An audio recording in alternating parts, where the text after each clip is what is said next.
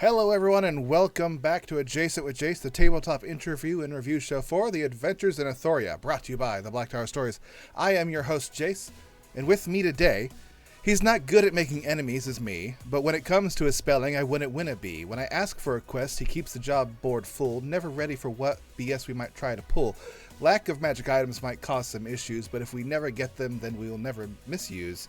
The same game plods along as we uncover the truth, and if we don't say Eric now, then that would be uncouth. Welcome aboard, Eric. I want to start off, as I usually do, bitching and complaining by saying, I just gave you a dragon horde. Lack of magic items, my ass. I will counter that complaint you have with my own complaint that this was written 2 months ago. Yeah. And you have ghosted me ever since. Yeah, so what you're saying is, just when you thought I couldn't get any worse, I go and totally redeem myself. Yeah, we could say that. Those are words that do follow one another. Yeah, that is what's most beneficial to me, so we're gonna go with that. Well, Ooh, green dragon tea. That is the special for today, which Is that basically like green tea with a kick? I don't know, like paprika or cayenne pepper in green Oh, tea. no, that's probably like green tea with like a little bit of fireball or something in it. So I've tried green tea with alcohol. It does not mix well. It's just both kind of I gross. would not imagine. It just tastes like alcohol, but then the worst parts of tea. Maybe green dragon tea is like some kind of absinthe, so that way it's still kind of like herbal. Could be code for you're poisoning someone's tea. Yes, it could also be. Could also be that. Welcome to Adjacent with Jace. It has been 2 months, as I mentioned, since the last episode. We didn't run a regular session this week. We ran a pre-recorded one from the Gorbeck's Lost Days. But if we didn't do this one today, because we weren't running a game, then we weren't going to run one until another month and a half down the road, because at the end of July, we'll be at A-Fest starts, and I will be at A-Fest on the last Thursday of July, so we can't do the episode then. So I needed it. I needed it so much. Yeah, no, I get it. And like I know I've joked a lot of times where it's just like, oh yeah, I definitely owe you an Adjacent with Jace. It definitely needs to happen, and it just never really happened. Because isn't it just like so unfortunate that it's like, if we miss a session, it's usually the Tuesday. It's always got to be a Tuesday before Adjacent with Jace. It's always either the first and last Tuesday of the month, it would seem, because it always seems... And I know that like you and I have had combos, when none of the other players, are looking or listening, with regards to our attendance, because bring out the chart. Things to say. Let's see who's not here. I just want to say, last session though, everything we said about the chart, like the chart holds true. It's back. It's like they say the Pixar theory, and it's like, oh, makes yeah, sense. yeah. Those lines. Well, let's dive right into this discussion, because again, it has been 2 months since we did this, but I want to start off with some stats, because I love my stats.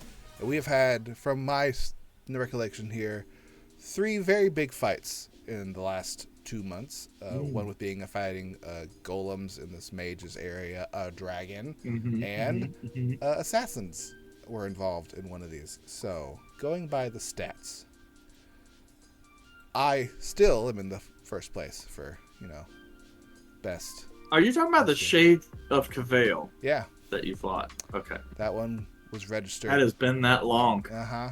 It has been a while. Yeah. But, yeah. Eric, take a guess at the number that the DM has inflicted upon the entire party. For the campaign? Yeah. What was yours? I didn't say mine yet, because... Okay.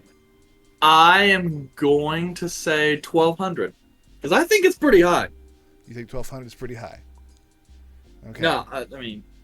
Yeah. I think 1,200 is a good number, but you would be almost cutting your number in like a third. Your number is 3,280 points of damage. I feel good about that number. That's a good number. You currently lead me by 909 points, with me having 2,371. You know, I hear that, and I am just saying that it's obvious you're doing your job as the party's tank. Well, there's some issues with some of these fights where you're dealing a lot of damage now to other people, and you need to be closer so I can kill you. But you're not. Yeah, what you're saying is I'm wising up a little bit. Smart, being real smart about it. Second place with Volred at 1888. A good year. It's those crits, man. Probably not a good year. Yeah. Yeah. Between him getting like advantage and then sneak attack and being an assassin and steady aim and all that shit, it's really hard for that guy to miss a shot. He does somehow, though. With rolling 3 dice, usually only one of them wind up hitting an enemy, which is all you really need. But for some reason, he does not have the most luck with dice rolling. Yeah, but when he hits, though, he hits like a shit. He hits hard. Going into some stats, we fought that green dragon, and the player who dealt the most damage for the first time in forever. Was it Calum? No. It was Kelmac. Dealt 234 points of damage. I don't believe that. He dealt that much damage. He was a... I do remember Kelmac, him taking some chances. Oh, yeah. He also got blasted in the face a few times because he took 84 damage. Yeah, it's like, in case people missed that, like, I think he ended that combat, like, the last round or two of combat, he had, like, 2 hit points. Yep, he was a breath away from getting killed, hence the 84 hit points that remaining was what he took because he had to heal himself for part of that section. But that's pretty much, despite those 3 fights, only 2 kills registered in all 3 of those fights. Because they were just a Shade of Cavail and a dragon. That's it. Oh, I guess that's true, and you ran away from the golem. We strategically bypassed the security system. Okay, yeah, all right. All part of the plan. Well, yeah, stat-wise, you have greatly increased your gap by almost doubling it to 900. I was almost up to your number, and then you just zipped on by there with some big AoE damage. Yeah, it's AoE, and it's also you guys are starting to get to levels where you guys are fighting bigger guys that do more damage. You know? Like you're cheating.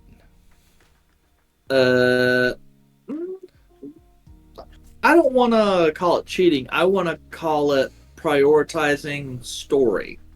Cheating. Ew. What do we have ew here? All right, what's the ew for? Anyway. Probably just me in general. Good point. Anyway, on to my first little blurb question here. We killed a dragon for the first time ever. We've never killed dragons in any of your campaigns. It's never happened. Except for at least once per campaign. It's never happened. Except like once per campaign. It's like, last campaign you guys killed 2. Well, I guess no, you guys chose not to kill Valakarn. You defeated Valakarn, but you didn't kill him. You saved him. We ruined his credit score. Yeah, I guess that's another way of putting it. But my statement here is, how do you think that fight went? From your perspective as the DM. Starting off as a bard with some magical powers, turning into a dragon, and the enemies develop. Yeah, I mean, it was a lot of fun. I feel like it kind of sucks that because it's been the first time I've run a monster with legendary resistances and legendary reactions and stuff in a long time. Because it would have been the last campaign. You have yet to say the name of it correctly.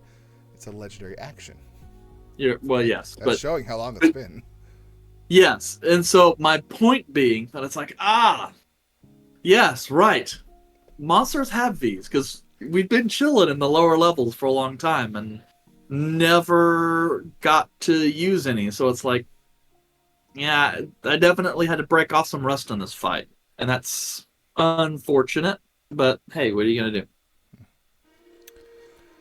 Do you think we did well? Do you think there were strategy-wise it was okay? Did you, Well, other than your failure to use legendary actions, do you think I that mean, you I played think well? ultimately it went well because there's a couple markers. It's still not where because I so part of that was me trying to figure out ways to make combat more cinematic, and I think it was probably came out better than some of our other fights. At least you fought dragons before, and I think you could probably say that in terms of fighting dragons and big bads, this was a little more unique and probably a little more enjoyable on your side. And if so, then that's definitely a plus. Obviously, some improvements I could make there, but yeah, I don't know that I felt like the difficulty was probably getting pretty darn close because I got you I was actually pretty fine. low considering. I had 70 hit points left. I was fine. I was looking for combat. But compared to your max though, It's down 40. That's not bad. That's better than I normally do. The problem And then was everyone else in the party was really hurt or in bad positions. yeah, and so that was a situation where like if I had pushed that too much harder, then we would have been looking at a TPK scenario, I think, because you guys were not really well. One. I would have taken it out. You would have soul fired it. Oh yeah, I'm only resistant to that stuff. I'm not immune, but I'll fight it. But yeah, so I mean, I guess if I was gonna change that, I would have used the legendary actions a little bit more. Probably would have tried to tease out some more spells, from Calum and Yandere to make you guys burn some more of those resources. String you guys along a little bit more. But hindsight's 2020. But I think so I guess the TLDR on that is I think it went well, not as good as I had hoped though. Ari in the chat's like, I'm not good unless people are down. So it would have been better if they went down. Yeah, because teetering on like 4 HP, not good for Yandere. Down to 0, great. That's way more. Yeah, that's kind of sad. Ari over there decides to play a character with like the maximum healing capacity, and then it's just like only when they're at 0. But only when they're at 0, right? And it's like, oh yeah, no one will ever die. And then it's like, but people tend to not be that close to dying anymore. Except for which I mean, I guess the only one that I've actually killed is Volred. I honestly thought for a little while there at the end that there was a chance I was going to end up down in Kelmac, because it's like, bro, I would be doing more breath, but I kept rolling like 1s and 2s on the recharge. It's like, oh man, it's like, but when I get this breath back, some people gonna drop, and it's gonna be awesome. It's like Cyberpunk all over again. Yeah. I have a question about the dragon's abilities, because I can't remember. Did the dragon cast spells while in dragon form, or was that only in bard form? He only casts spells in bard form. Could he cast it in dragon form? Well, the way I would have said yes, but I think at that point in time, I feel like I had kind of switched gears on that, because it was like, you guys are doing a pretty good job of saving these. The magic's probably not going to be as awesome, and that's probably something that I could have changed. Like, I could have done more like crowd control type spells to again string the battle out a little bit more. But if I'm speaking candidly, part of that is just me probably not putting as much effort into the prep of that battle than I really should have. I think the fight went well. I felt like we were attacked a lot. We took a lot of damage. There's ebb and flows to it. There's situations where we all kind of really hoped we weren't in a cone. And except for me, I was hoping I was in the combat the entire time. But I liked it. It was fun. Well, that's good. On to my next little segment here. Mm-hmm. After we potentially take care of this current undead situation, which we tend to run into a lot what do you see us doing next? Because right now we're just taking care of some jobs and things that are in the area. Is there Yes, something pending? oh yes, I have another thing to ratchet up the tension that I've been planning for a little while, and I feel like now is the best time to throw this in there.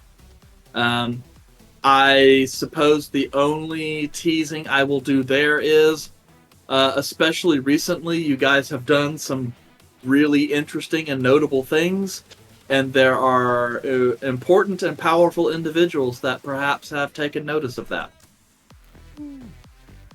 for better or worse, in Probably your worse. group's part. I could go for some enemies. A question for DM from Ari. Did you want us to take the location as a base? Or did you think we would? Was it not until we started saying it out loud, I was like, oh, we need to keep this place? Yeah, because here's the deal. Like, I was treating it as a dungeon, right? And it's like I told, because Kilmo and I had this conversation kind of at length, because since he spent a lot of time researching stuff, I gave him a lot of lore dump about the place.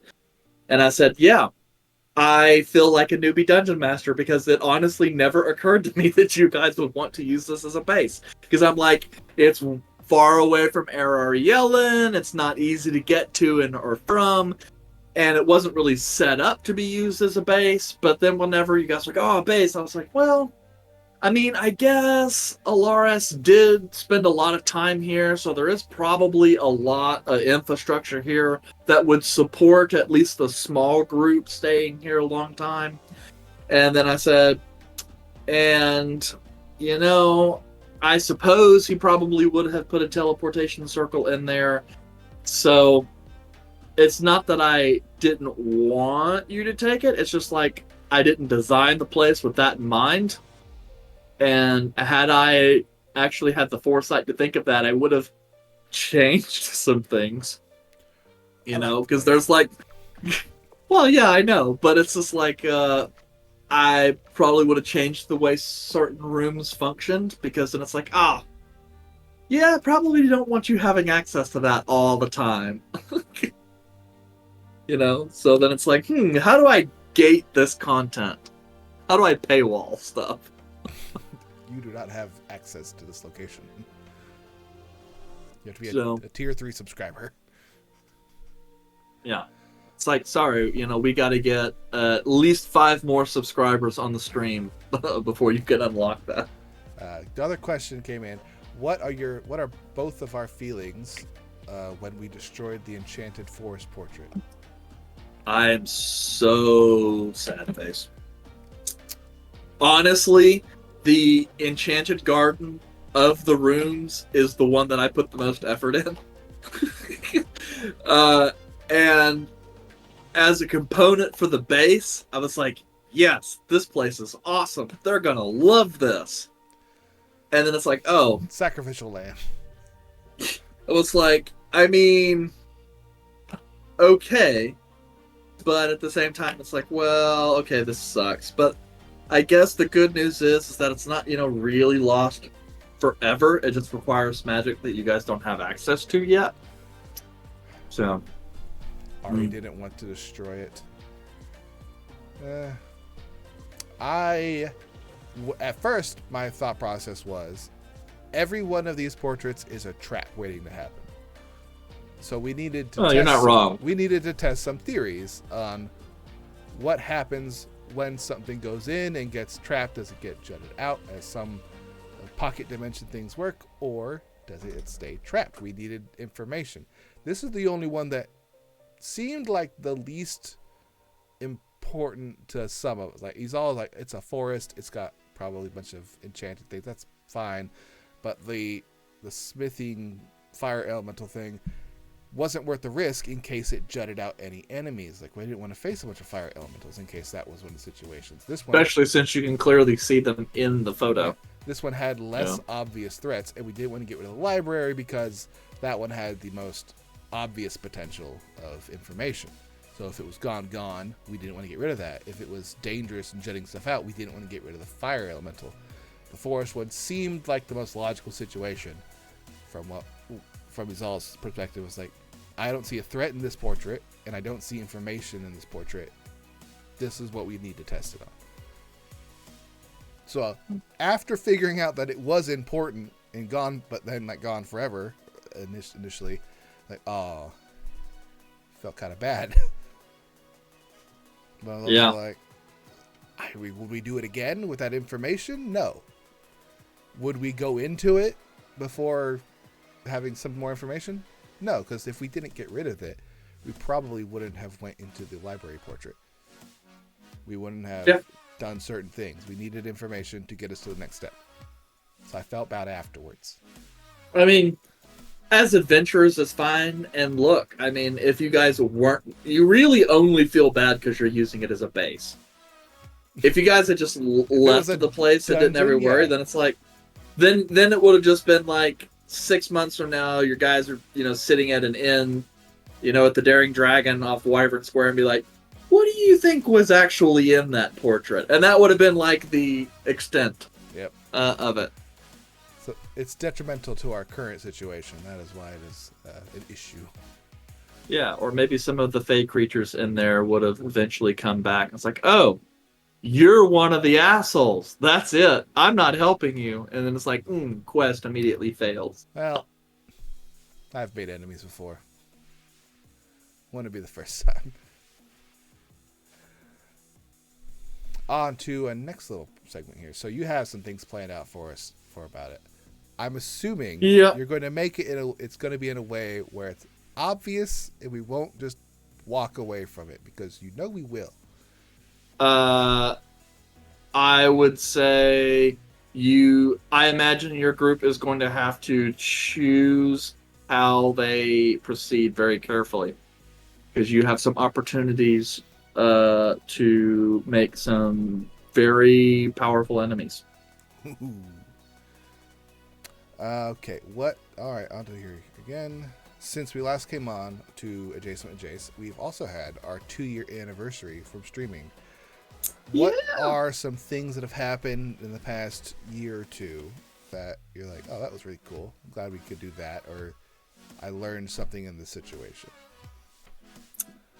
Well, obviously, I've said this many times. I will point out that, you guys just hit level 10 and we're only, starting, the second, and, the 2-year anniversary.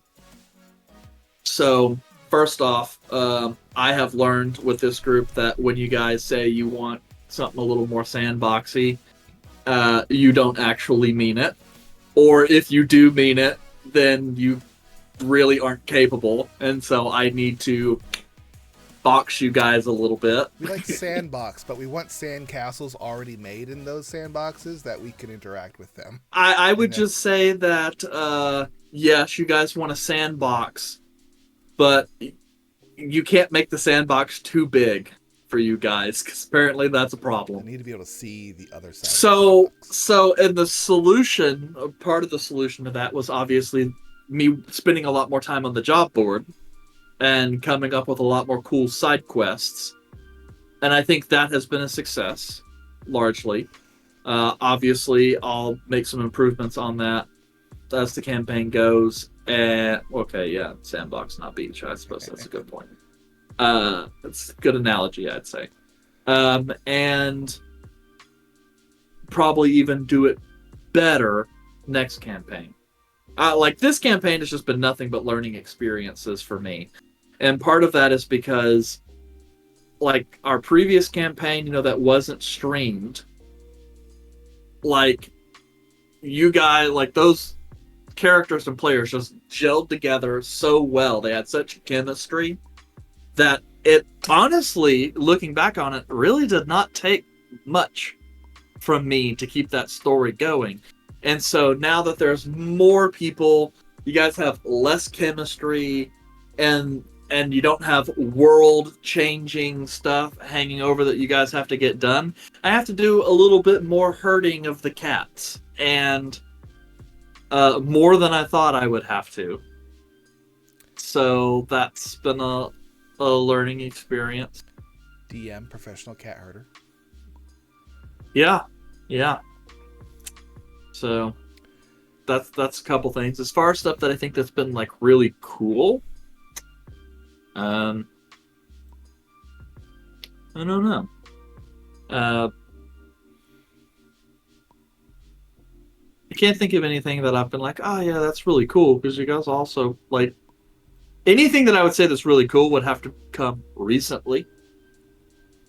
I mean, I do like that you guys at least have one NPC that you go and see. Like, you have a favorite merchant, Yeah. Godwin Kind Warden. I have And, a like, you merchant. at least... You're correct. Yeah, you have a favorite merchant. So, at the very least, it's like, there's an NPC that's, now comes up again and again and again.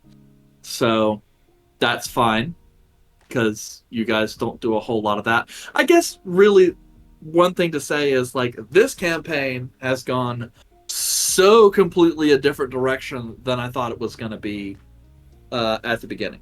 And I should have known that, honestly, when I talked to everyone about their characters, and then we start session 0, and everyone plays their characters completely different than what was kind of implied in the backstory. It's like, oh, okay, we're just going to kind of riff on this a little bit. Little ad-libbing. I don't know what I'm doing anymore. The edgy rogue who doesn't get along with anyone is the life of the party and likes to talk to everyone. Oh, yes, I know. But at the same time, it's like, Rab did not give me any indication that he was going to play Volred that naive and assholey. It was great, though. Yes, it is. But at the same time, it's just like, you plan stuff. It's like, yes, this is what I'm getting. So it's like when they're like, we're sending you a new crew today. Oh, really? What are they like? And just, yeah, you're going to love them. This is all the stuff. And then they show up and you're like, you're not who the recruiter said you were going to be. I was expecting the main actors. I got stunt doubles. What's going on? Yes. I mean, I find Izal much more wise and even keel than I thought. Could also be of necessity. Sometimes you plan on doing something, and when everyone starts acting a certain way... That's true. Izal's inner barbarian gets in there. It's like, Izal doesn't really have a rage. It's more like she gets amped up. She gets like, I'm adventuring! She gets very excited. She doesn't get a chance to, vent. So she does stupid stuff sometimes. But she was never meant to be the dumb, boneheaded barbarian, and that was, of all the backstory of the very small. I know, but I did expect in certain cases though the barbarian aspect of your character to show in more areas of her life, and instead she's more of like the calm, quiet type that explodes. Like all of a sudden when a cat comes across, but like secretly, they have like that one thing that they're obsessed about, and as soon as it comes up, it's like a switch flips, and you're a completely different person. That's kind of how I feel with these all. It just depends on the situation, but I can understand that. Yeah, I don't play the barbarian like a barbarian you'd expect. I play like this is a paladin fighter that doesn't have smite and is just really tanky. That's true, yeah. And I mean, like I guess to comment on Ari's thing, it's not that I'm disappointed. It's just when characters end up being different than what you expect, then obviously that affects their goals and the kinds of things that I think will interest that character. So certain things where it's like, oh yeah, I have this stuff that I had planned for this character because I think it's really gonna be kind of cool. And then when like the character ends up being not kind of as billed, it's like, okay, well, I may have to scrap that and do something else. And part of that is there's another learning thing. I don't think I spent really enough time pre-campaign for character creation.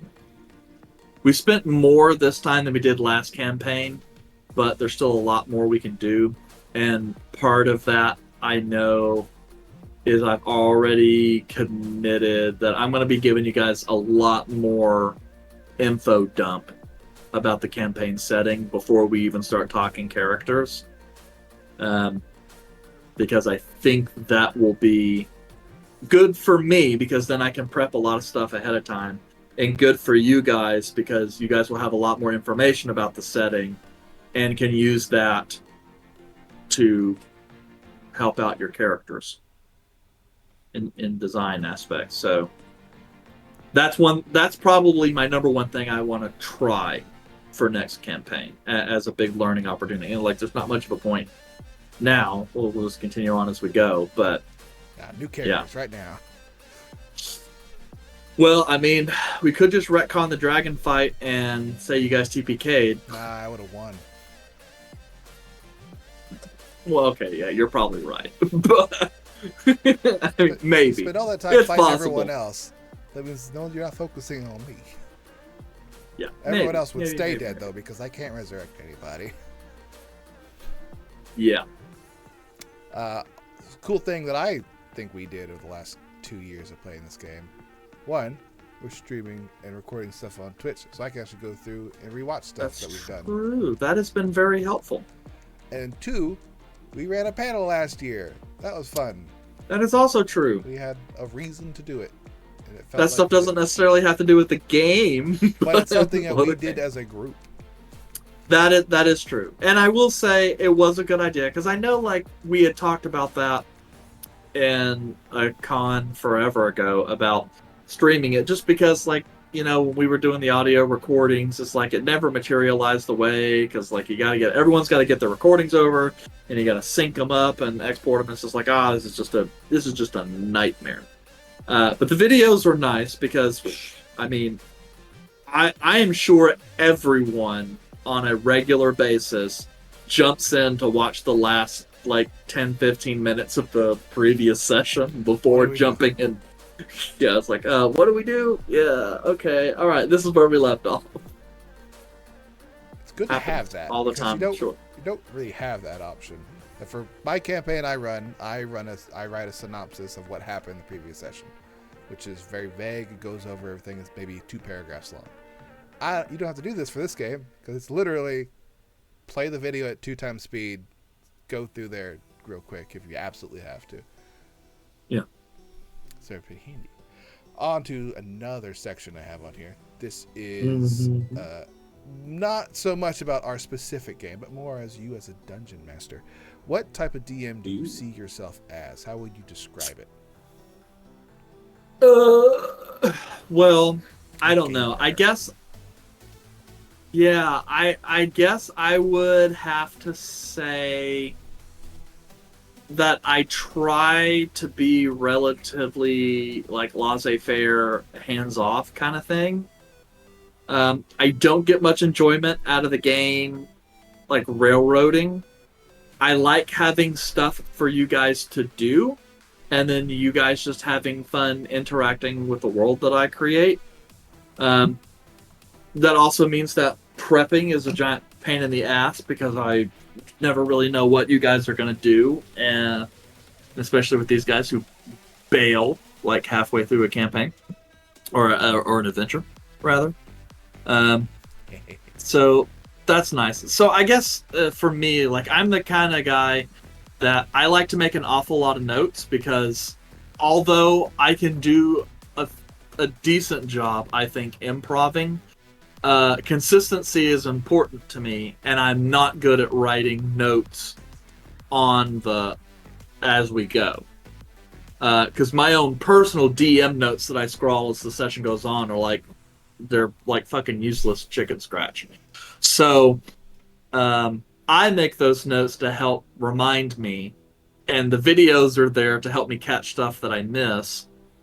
But yes, I am all about trying to automate and simplify my process as much as possible, so that way I don't have to improv stuff so much, and I can help maintain consistency.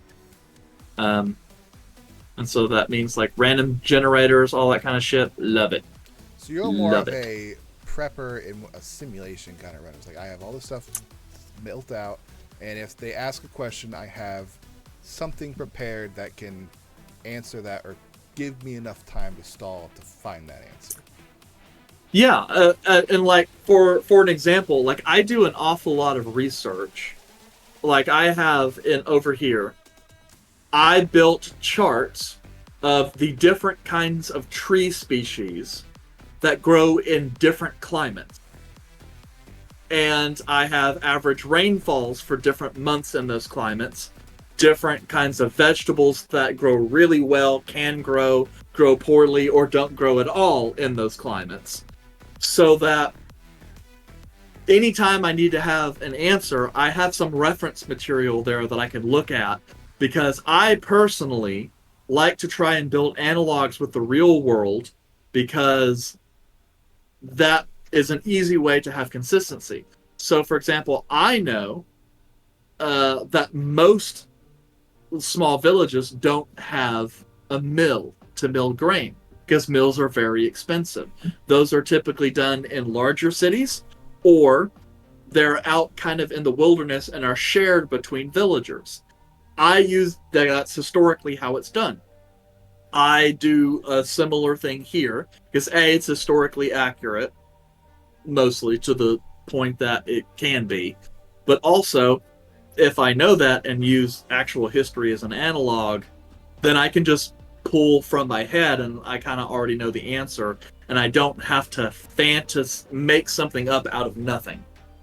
You know, I have a good foundation from which to work, which I also think is probably why I don't do all the really crazy, over-the-top, weird fantasy shit, because when you do that, it becomes the farther you stray from a solid foundation, the harder it is to maintain consistency. And I think consistency is super important when you're running a campaign, particularly a long-form campaign. So where can we buy tomatoes and then be in season? I need you to find that out for me right now. Well, right now it is mid-spring, so your tomato harvest is probably a little early for that. From where, well, I guess you guys are, so first seed. So yeah, you guys are probably still a few weeks away from that, from getting the first thing.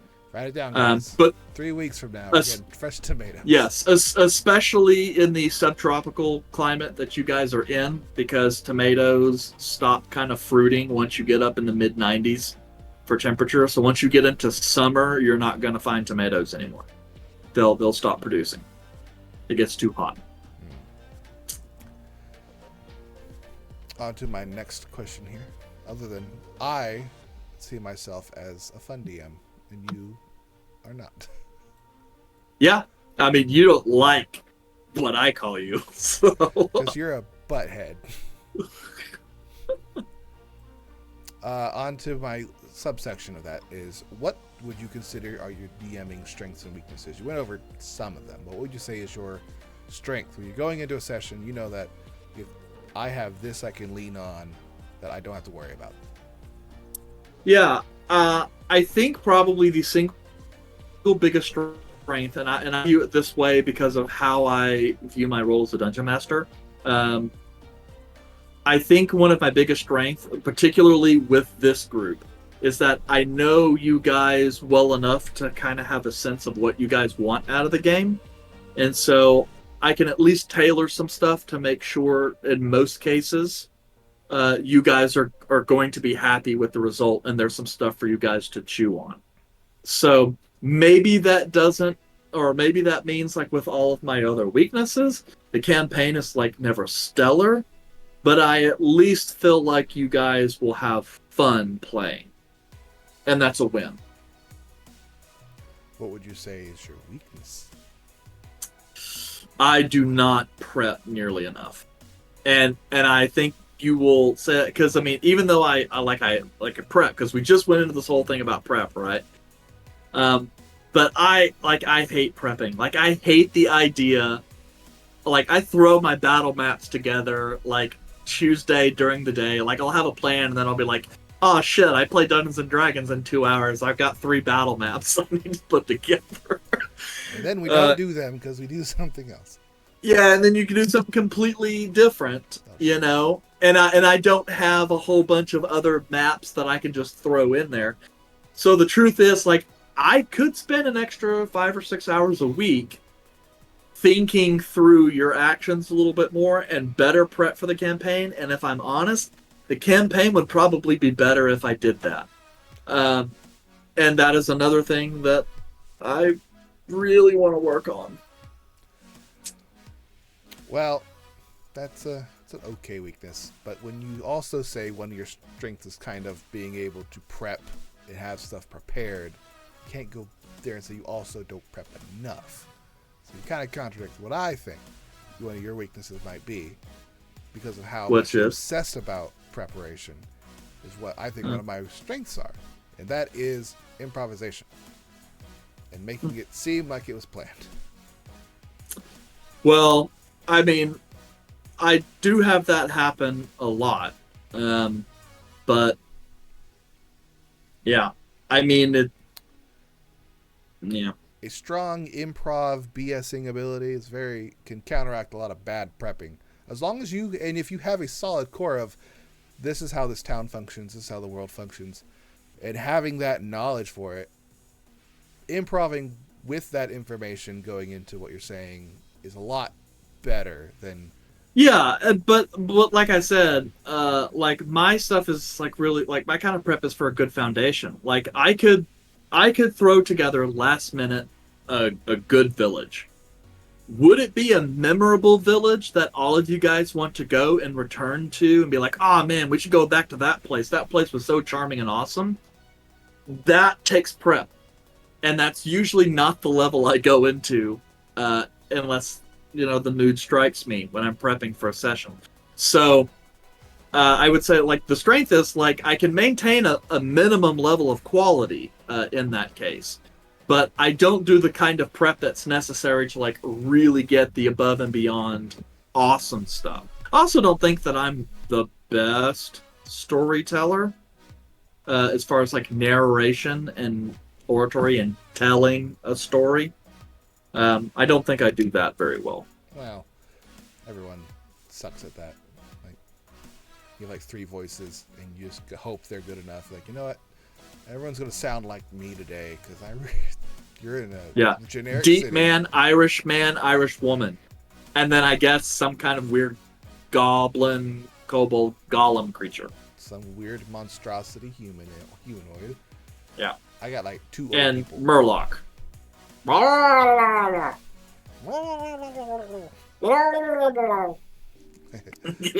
you can't. Which isn't really a voice so much as a noise. Several noises put together. I had a point, and I can't remember what that point was based off what you said a second ago. It was something based around strength weakness. Oh, that was it. Your preparation and over preparation, wanting to prep for more things to try to make things memorable, also goes into the fact that you don't know what your dumbass players are going to love.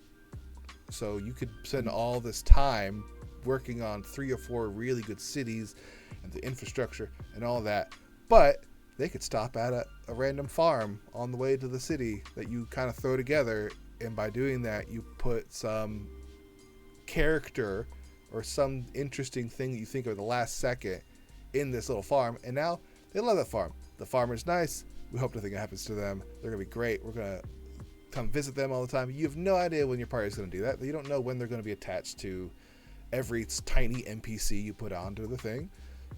So you can't plan for that.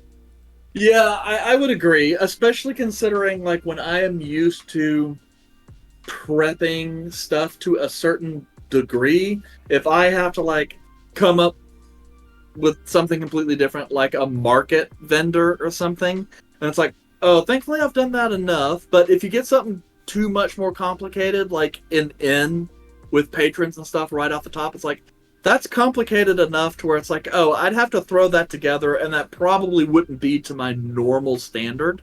Mm-hmm. Probably because, like you say, I prep so much because I think of too many variables. Like for my ends, I gotta have like the staff. I need to have. I draw out a layout of where everything is. You I tell the know who second is working at story, what and times. then you erase the second If it story. has a second story, I know who's working there, and I have a list of at minimum 12 patrons, like a list, so that way I can like grab a couple D12s, roll them, and say, here's who's in the bar tonight, kind of thing. I do that level of prep. That is not necessarily that's kind of hard to just ad lib. Right, but those are the things.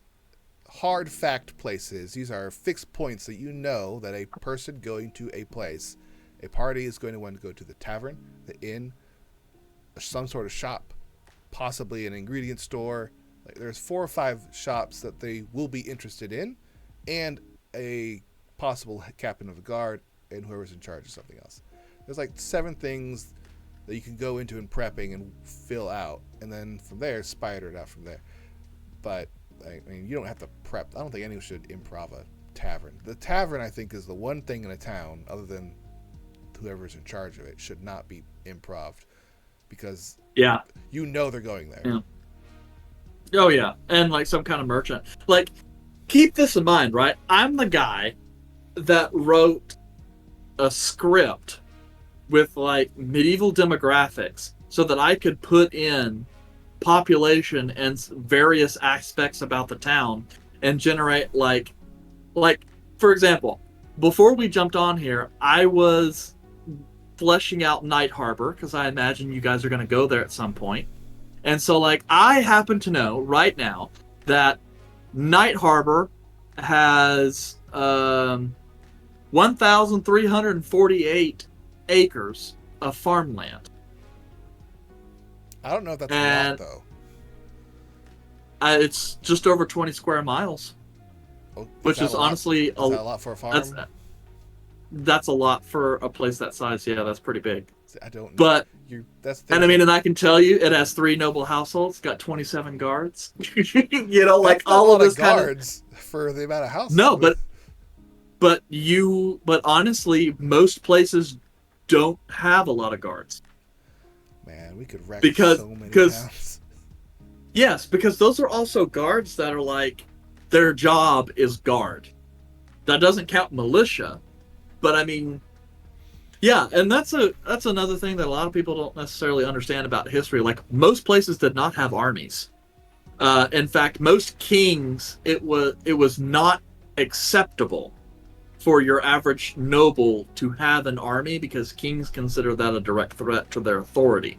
So you had to have special permission from a king to be able to raise an army, and you normally only got that if you were a high enough noble or you controlled land that was strategically important for the kingdom.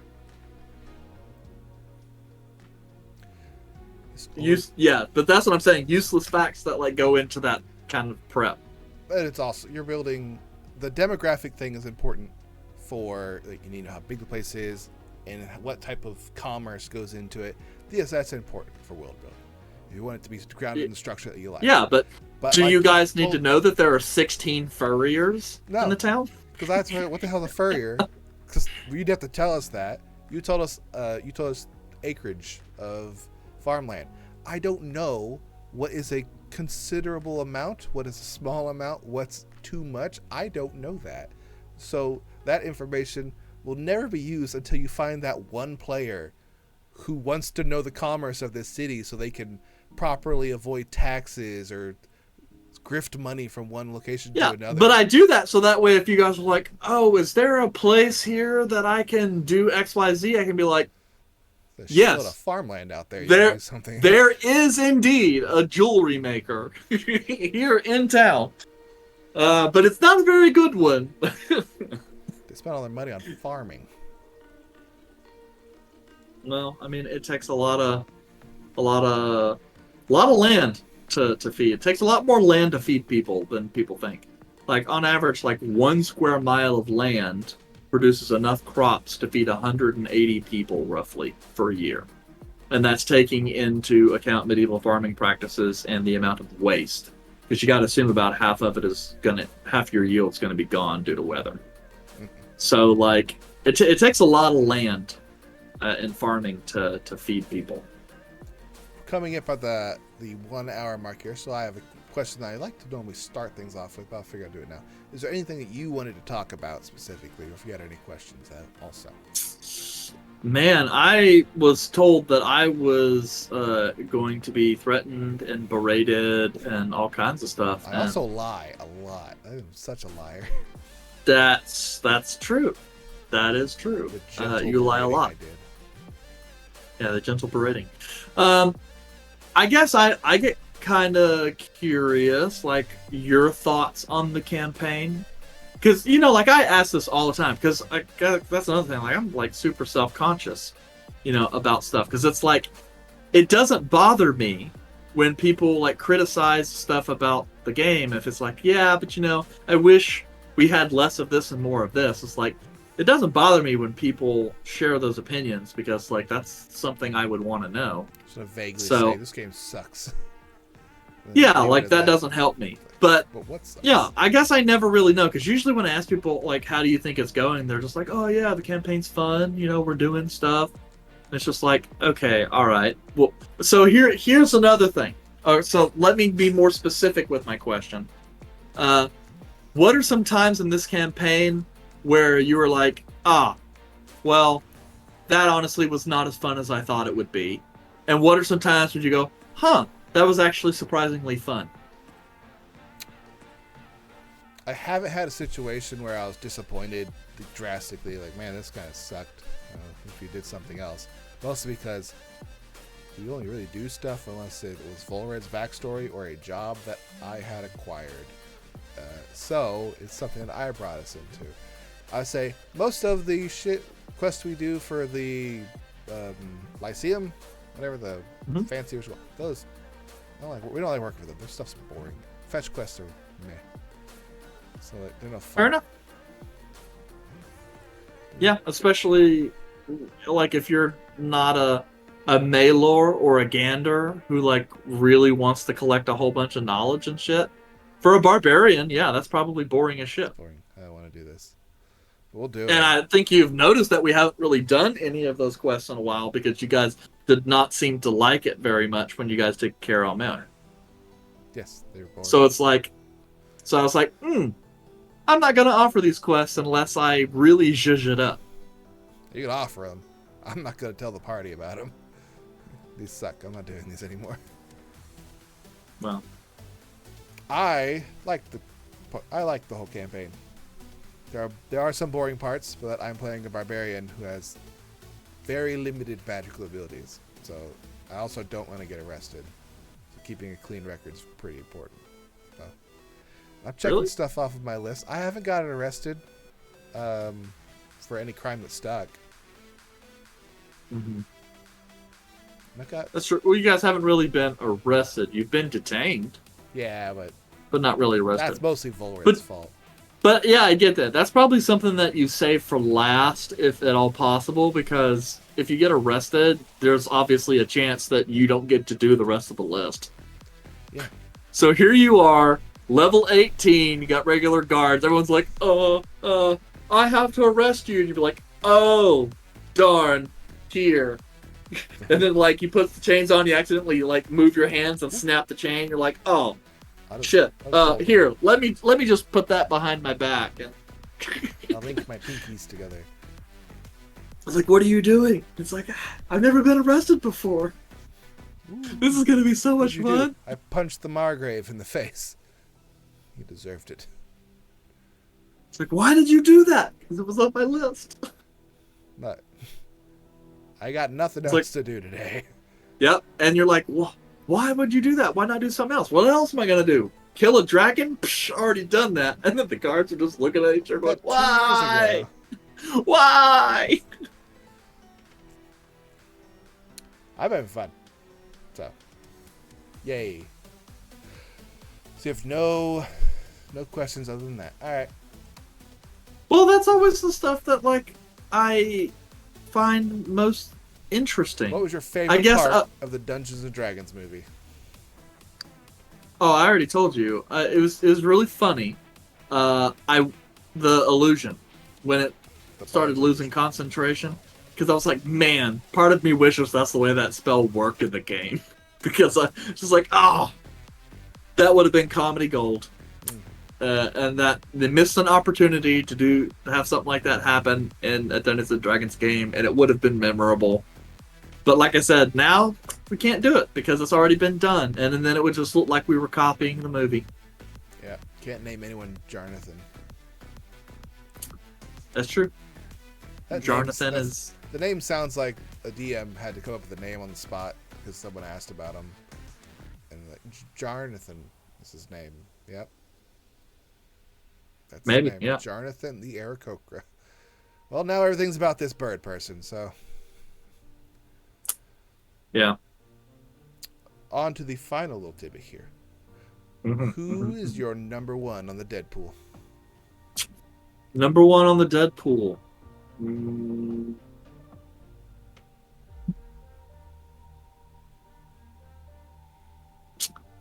gonna go Kelmac. Ooh.